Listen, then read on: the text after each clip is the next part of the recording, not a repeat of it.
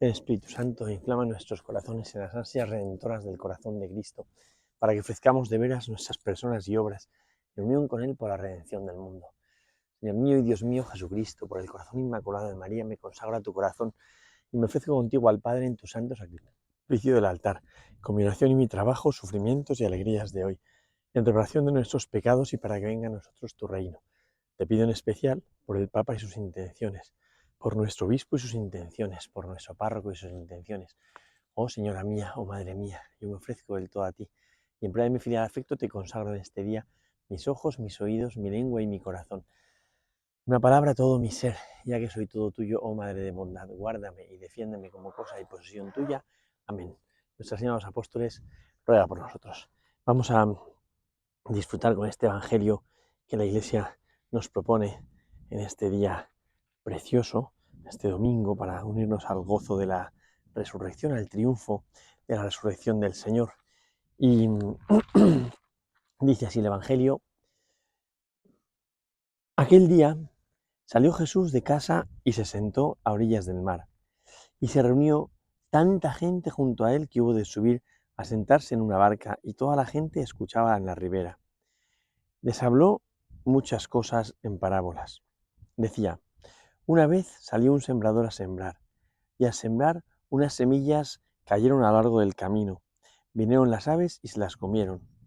Otras cayeron en pedregal, donde no tenían mucha tierra, y brotaron enseguida, por no tener hondura de tierra. Pero en cuanto salió el sol se agostaron y por no tener raíz se secaron. Otras cayeron entre abrojos, crecieron los abrojos y las ahogaron. Otras cayeron en tierra buena y dieron fruto, unas 100, otras 60, otras 30. El que tenga oídos, que oiga.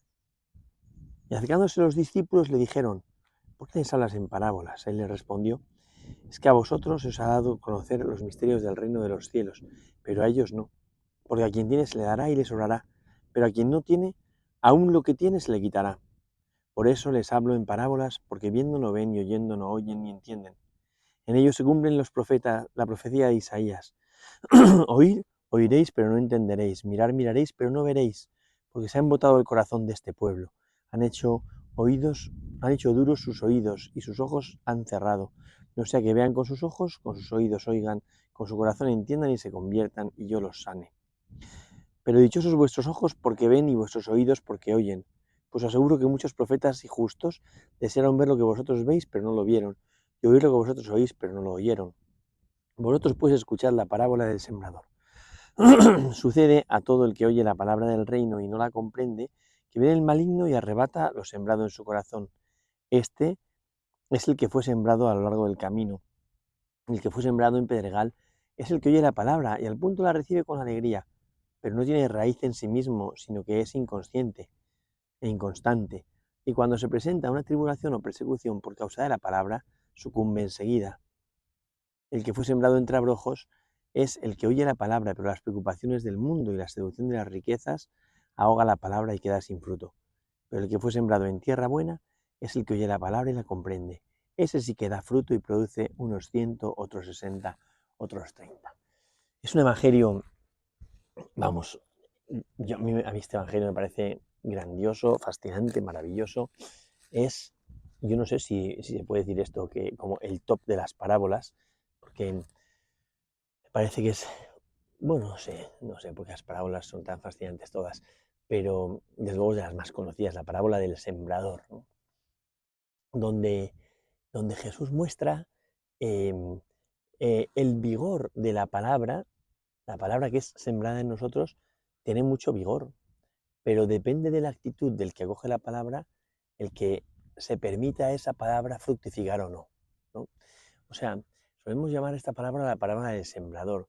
Habría que llamarla más bien la parábola de las distintas categorías de terreno, ¿no? Porque sale el sembrador a sembrar y una parte cae en terreno pedregoso, ¿no?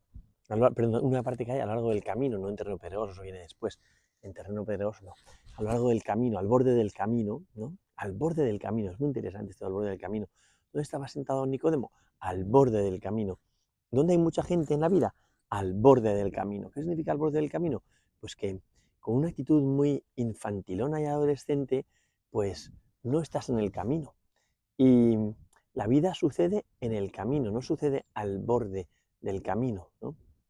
Y entonces, el que está al borde del camino, como es un inconsciente, dice de hecho Jesús, se le recibe la palabra pero no la entiende. Y como no la entiende, no la valora. Y le da igual la palabra que, que cualquier otra información. O sea, hay mucha gente que no cae en la cuenta del valor de la palabra de Dios, que es palabra de Dios. Es que si fuésemos conscientes, aunque sea solo del valor, o sea, que es la palabra de Dios. Con ser conscientes de eso, yo ya me daría como un canto en los dientes, porque si uno se hace consciente de que la palabra es palabra de Dios, pues la cogería como palabra de Dios, ¿eh? Dice San Pablo, acogerla como palabra de Dios, ¿qué es? ¿Eh? ¿Cuál es en verdad, no? Es la palabra de Dios, ¿no? Bueno, pues los inconscientes son los que están al borde del camino. Pero vamos, esa actitud de estar al borde del camino es muy típica, porque sucede en la vida y tú estás al borde, porque es una actitud tan superficial, tan infantilona, tan adolescente, inmadura, que la vida está pasando y tú te quedas al margen, ¿no? Pero esto es muy típico, ¿eh? O sea, esto no es, uy, qué actitud más rara. No, no, es muy típico, ¿no? Porque mucha gente vive la vida sin meterse en ella. Bueno, entonces, son los del borde del camino, que va cayendo la semilla al borde del camino. Otro tipo de semillas, otro tipo de terreno es el terreno pedregoso, que es distinto. Ya no es inconsciente, es inconstante, ¿no? Es superficial. El otro es inconsciente, este es superficial. El otro es inmaduro, este es superficial. Es verdad que la superficialidad es un punto de inmadurez, sin duda, pero es distinto, porque el superficial recibe las cosas con gozo, o sea, cae en la cuenta, y es la palabra de Dios, qué bien que ha venido a mí. Pero como es superficial, igual que viene, se va. Como es superficial, esa palabra no se le permite tener ningún arraigo, porque es superficial y porque la palabra no puede echar raíces, porque en su vida nada puede echar raíces y es inconstante, claro, va de aquí para allá. ¿Por qué? Porque no se asienta en nada, porque nada se agarra fuertemente, es superficial, ¿no? Y el superficial puede vivir las cosas con intensidad, pero con una intensidad superficial. Puede vivir las cosas con ilusión, pero con una ilusión superficial.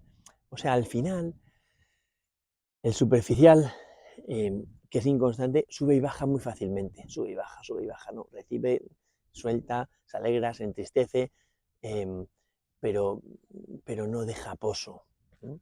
Pero no construye. A mí me impresiona mucho la cantidad de gente que veo que son coleccionistas eh, de experiencias en la vida. Experiencias profundas, experiencias valiosas, experiencias preciosas. Hay gente a la que, a la que Dios le ha dado tanto, pero como es inconstante, es superficial, se ilusiona mucho, recibe mucho, pero luego, ahora que estamos aquí haciendo el camino ignaciano, yo estoy seguro, habrá muchísimos chicos que les impactará, que qué maravilla, que no sé qué, pero si se quedan en una inconsistencia o inconstancia de experiencia, esto no dejará pozo, no dejará pozo, ¿no? Bueno, pero en un futuro puedo decir, tengo todo este álbum de fotos de experiencias, como tantos tenemos, ¿eh? Un montón de álbumes de fotos en los que, o sea, si yo miro mi vida, digo, Dios mío, pero con todo lo que me ha dado yo tendría que ser, no sé, Santa Juana de Arco redimiendo París o más, ¿no?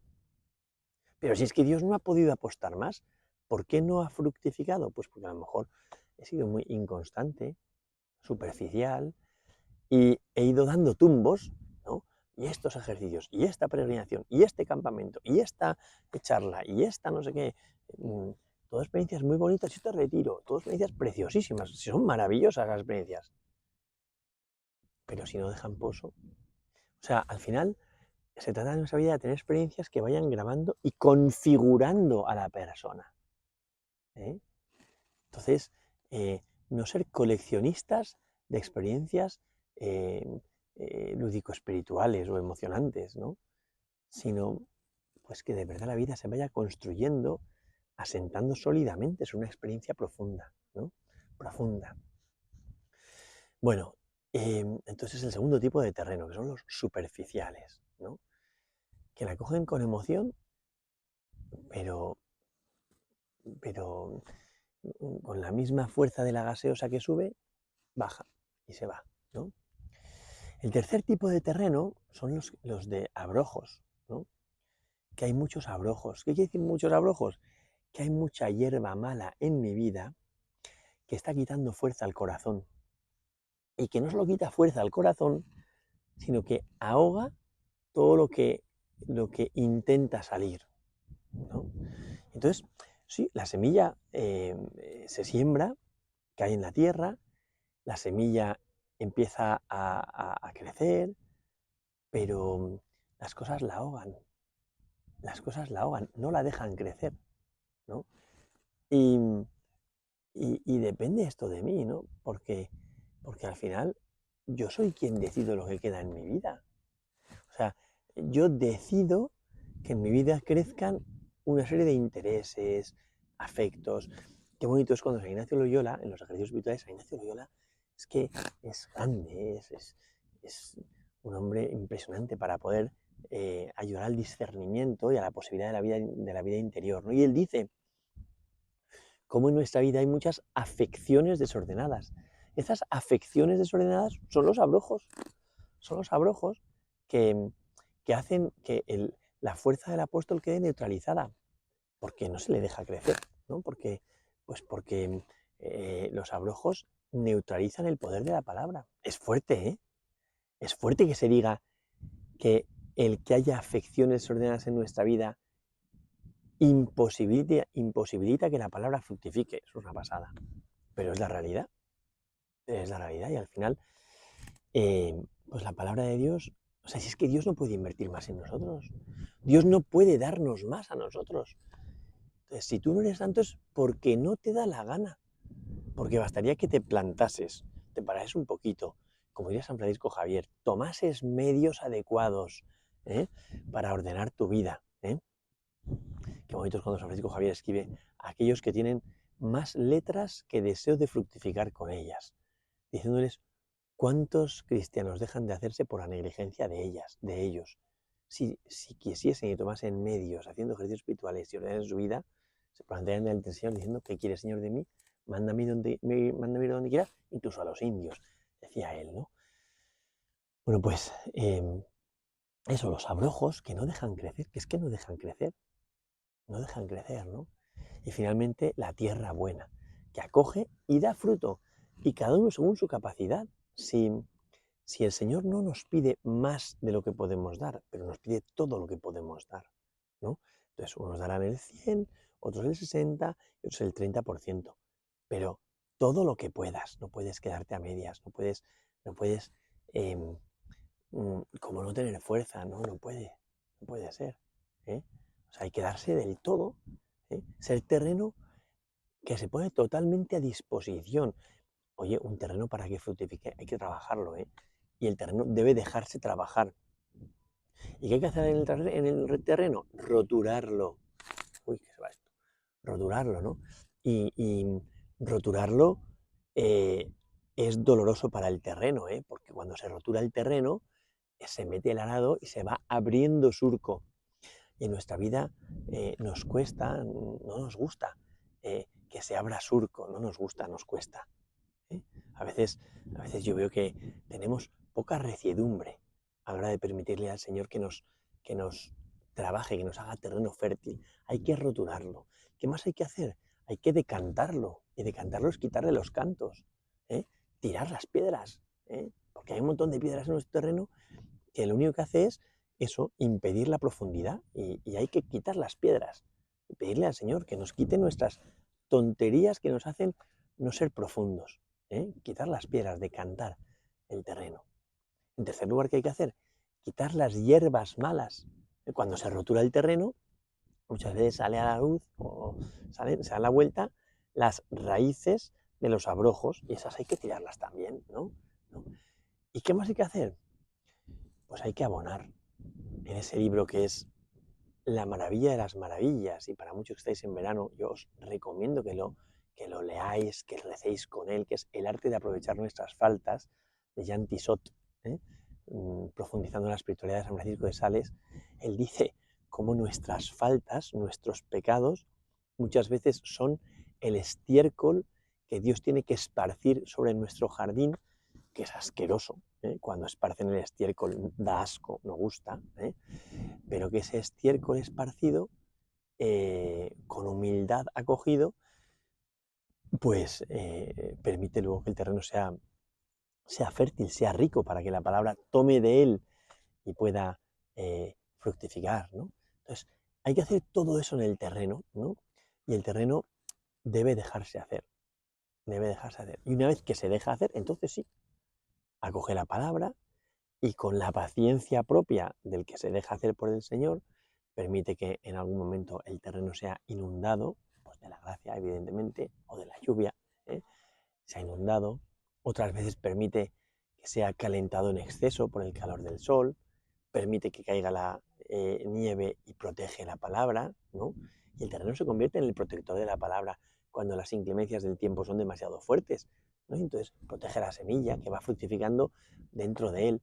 Es muy bonito pensar en, en esa sabiduría del Señor, que conoce muy bien toda la dinámica de la siembra, del cultivo, ¿no? De la agricultura, y que ha utilizado esta imagen para hablar de cómo la palabra de Dios es acogida por nosotros y fructifica en nosotros, ¿no?